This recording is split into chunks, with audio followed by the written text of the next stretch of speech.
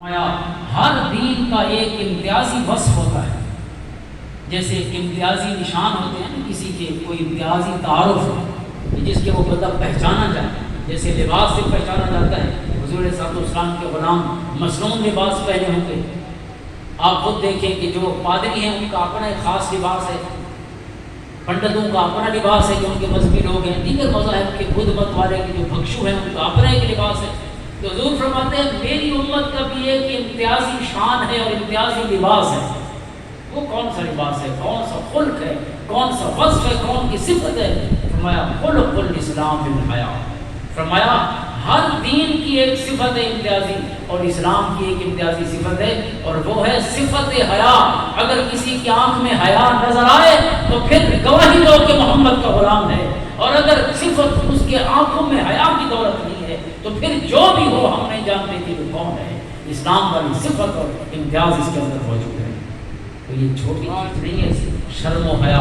اللہ تعالیٰ ہمارے حال پہ رحم فرمائے۔ ہم نماز کے لیے آ رہے ہوتے ہیں اور پھر بھی ہماری آنکھ میں حیا نہیں ہوتی، باوضو گھر سے چلتے ہیں، مسجد جاتے ہیں، یا مسجد سے نکل کے پھر گھر جا رہے ہیں نماز پڑھ کے، لیکن پھر بھی ہماری جو تاڑنے کی عادت ہے۔ کون ہے ساتھ بچیاں میرے محلے والی جس نے اپنے مسلمان بھائی کی بچی کو اپنی بچی جیسا نہیں سمجھا، اس کی گھر والی کو گھر والی جیسا نہیں سمجھا؟ اللہ معاف کرے، حضور فرماتے ہیں کہ اس کے اندر مسلمانوں والی صفت نہیں ہے۔ ان الصلاۃ تنہی عن الفحشاء والمنکر۔ قرآن کیا کہتا ہے؟ نماز وہ ہوتی ہے جو بے حیائی چھڑا دے بندے سے، نماز وہ ہوتی ہے جو آنکھ میں حیا پیدا کر دے۔ اور اگر نماز پڑھنے کے لیے آتے ہوئے بھی شرم و حیا نہیں ہوتی، واپس جاتے ہوئے بھی نہیں ہوتی، تو آپ خود سوچیں پھر اور کون ہے جو اس مبارک صفت کو اپنی آنکھوں پر نور بنائے گا؟ حضور نے پایا اسلام کے 60 اور چند یا 70 اور چند شعبے ہیں، اور الحیاء و شعبۃ من الایمان، اور فرمایا اس کا ایک پورا دفتر اسلام کا جو ہے، ایک پورا شعبہ اور ڈپارٹمنٹ جو ہے اسلام کا، اس کا تعلق حیا کی صفت کے ساتھ۔ اتنی اہم چیز شریعت مطہرہ میں یہ کئی بات۔ میں اپنے علاقے کی ایک بات سناؤں۔ ایک اکیڈمی تھی ہماری اسی علاقے میں ایک مسجد کے ساتھ، تو بچیوں نے، وہ سر نے مجھے بتایا، ٹیچر پڑھاتے تھے، کہ بچیوں نے کہا کہ ہماری جو ٹائمنگ ہے اس کی کلاس کی، آپ اس کو چینج کر کے نماز کے وقت نہ رکھیں۔ تو اس نے کہا کہ نماز کے وقت میں کیا حرج ہے، عصر کی نماز کا غالباً وقت ہوتا تھا۔ تو اس نے کہا کہ وہ نماز کا وقت پیچھے 5 بجے تھا، اور اس کے اکیڈمی کا ٹائم بھی اسی طرح ہی تھا۔ تو بچیوں سے بھی میں نے پوچھا کہ کیا مسئلہ ہے؟ اس نے کہا یہ جو نمازی ہے نا، یہ بڑا گندا تاڑتے ہیں۔ مسجد کے ساتھ اکیڈمی ہے، اور تاڑ کون رہا ہے؟ جو گھر سے وضو کر کے اللہ کے حضور اندازہ کرے جب اللہ اکبر کہے گا، کس منہ سے اللہ اکبر کہے گا؟ جس کی آنکھ میں ابھی آتے ہوئے ان الصلاۃ تنہی عن الفحشاء والی صفت سے ہی اپنے آپ کو مارو، یا نماز سے واپس جائے گا تو پھر ایک دوسرے کی بچیوں کون ہے، میری پڑوسن کون ہے؟ حاضر محترم، حضور صلی اللہ علیہ وسلم نے کئی دفعہ فرمایا اپنے آخری خطبہ حجۃ الوداع، المسلم المسلم مسلم حرام دمہ و مالہ و عرضہ، اور 3 مثالیں بیان فرمائیں، 3 تشریحات بیان فرمائیں۔ جیسے کعبہ مکہ شہر حرمت والا ہے، جیسے یوم عرفہ حرمت والا ہے، جیسے ذی الحجہ کا مہینہ حرمت والا ہے، جس کو اللہ تعالیٰ نے 12 مہینوں میں اپنے گھر کے طواف کے لیے منتخب فرمایا ہے۔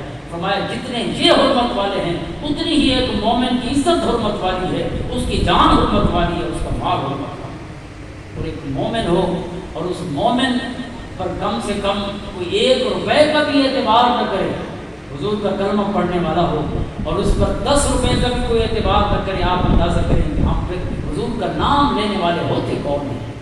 کہ جن کی پہلی صفت ہی الصادق اور الامین ہے، جو حضور کے غلاموں نے نہیں دی، جو کافر تھے، مشرک تھے، کافر تھے، انہوں نے کہا کہ محمد صلی اللہ علیہ وسلم سچے بھی ہیں اور حضور امانت دار ہیں۔ اور جس دن حضور نے ہجرت فرمائی، جو 8 قبیلے حضور کو شہید کرنے والے تھے، ان کے بھی گھر کی امانتیں حضور کے گھر میں پڑی۔ جو سب سے بڑے دشمن ہیں ان کو بھی ایک دوسرے سے اعتماد نہیں ہے، اگر اعتماد ہے تو محمد عربی ہے۔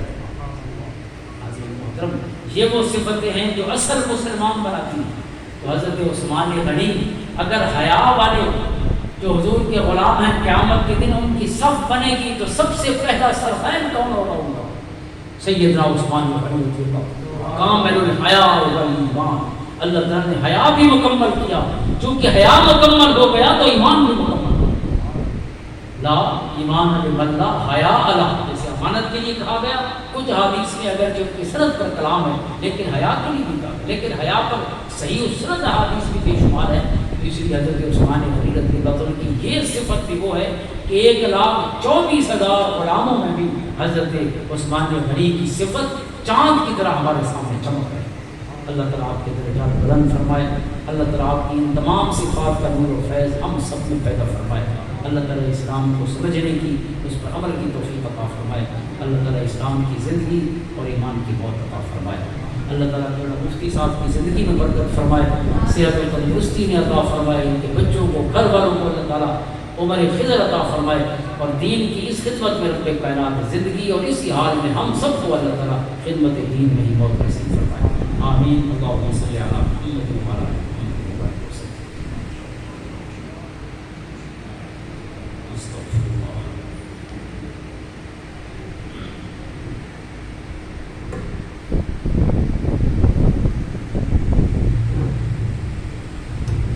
ماشاءاللہ انتہائی پرمکس اور جامع انداز میں قبلہ علامہ ڈاکٹر پیر محمد نجم الحسن صاحب رضوی خوبصورت انداز میں ہمیں جامع القرآن حضرت سیدنا امیر المؤمنین عثمان غنی رضی اللہ تعالی عنہ کی عظمت و کردار سے روشناس فرما رہے تھے۔ اللہ کریم آپ کے ذوق و شوق میں، علم و عمل میں مزید برکتیں عطا فرمائے، اور حضرت سیدنا عثمان پاک رضی اللہ عنہ کی حیا کا صدقہ میرا مالک ہمارے ہر بچے کو، بچی کو شرم و حیا کی دولت عطا فرمائے۔ دوستان محترم، وقت کی ضرورت ہے۔ میرے محبوب علیہ السلام کے ہر صحابی رضی اللہ تعالی عنہ اور بالخصوص جو خلفائے راشدین ہیں، یا وہ صحابہ کرام جن کا نام لے کر آج دشمن ان پر انگلیاں اٹھا رہا ہے، ان صحابہ کرام رضوان اللہ علیہ مجمعین کے ایام ہمارا منانا یہ ہمارا مذہبی حق بنتا ہے، اور اپنی نئی نسل کو ان کے افکار و نظریات اور ان کی سیرت و کردار سے متعارف کرانا یہ بھی ہماری ذمہ داری ہے۔ ڈاکٹر صاحب قبلہ یہ علماء تشریف فرما ہے، 18 ذی الحج شریف کو یہاں ہمارے قریب میں ترلائی ہے، وہاں پر پہلے جہاں پر آصف معلوم نے سیدنا صدیق پاک رضی اللہ عنہ کی گستاخی کی، اب یہ ٹرینڈ بنتا چلا جا رہا ہے کہ کوئی بھی تہوار اہل سنت کا جب آئے تو اب اس موقع پر وہاں کے ایک شخص نے حضرت سیدنا عثمان پاک رضی اللہ عنہ کی شان میں گستاخی کی، سوشل میڈیا پر اس کو وائرل کیا، تو الحمدللہ علماء اٹھے، ہمارے دوست احباب، تو فی الفور مطلب یعنی کہ عمل کیا گیا اور اس کو گرفتار کروا دیا گیا۔ تو اب اس نے جو ناپاک غلیظ الفاظ استعمال کی، ہم تو وہ اپنی محفلوں میں استعمال بھی نہیں کر سکتے۔ مطلب یعنی کہ اگر ہماری نوجوان نسلوں کو پتہ نہیں ہوگا کہ عثمان پاک رضی اللہ عنہ کون ہے اور ان کا نبی پاک علیہ الصلوۃ والسلام کے ساتھ کیا رشتہ ہے، اور محبوب علیہ السلام نے کتنی بار ان کو جنت عطا فرمائی ہے، اور اس عثمان غنی کا کتنا احسان ہے، جیسے کہ ڈاکٹر صاحب فرما رہے تھے کہ پوری امت کو ایک قرآن پر اکٹھا کرنے والا جو شخص ہے اس کا نام حضرت سیدنا امیر المؤمنین عثمان غنی رضی اللہ عنہ۔ مطلب یہ نہیں کہ یہ ضرورت ہے، اور اس چیز ضرورت کے پیش نظر الحمدللہ ہم ہر اس موقع پر جو بھی ہمارا ایونٹ آتا ہے ہم کوشش کرتے ہیں کہ اپنے بزرگوں کی نسبتوں کے ساتھ ان کو یاد رکھا جائے۔ انشاءاللہ تعالی یہی سلسلہ ہمارا آگے چلے گا۔